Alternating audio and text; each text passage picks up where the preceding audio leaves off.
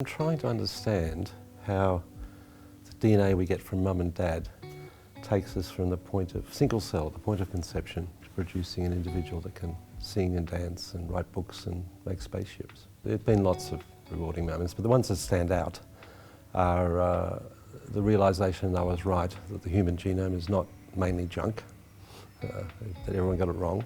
I also, when I established the Institute for Molecular Bioscience with Premier Beattie, it was a wonderful moment as well.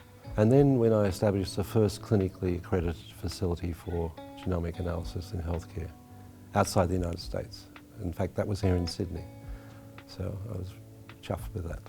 We have a mantra we live by: have fun, change the world. I'm watching my sons, I've got 3 of them, and just as they come to grips with life, I would have liked more mentoring when I was younger, and I'm really pleased to be part of the advanced mentoring program, because there are things about the world that you can learn the easy way or the hard way. And sometimes you have to learn the hard way to really understand, but I think I could have done a lot more if I'd had a bit more guidance early on. What's really exciting is that I think over the next 5 or 10 years we will totally change our understanding of the information content of the human genome.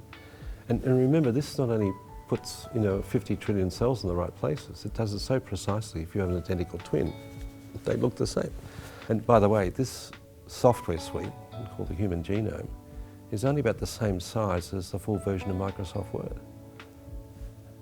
Unbelievable. So we've got a lot to learn from that, about ourselves as individuals, as a species, and about where we came from, but also how we can apply those principles into other domains of information processing and so forth. So on the intellectual side, I think it's going to be extraordinary.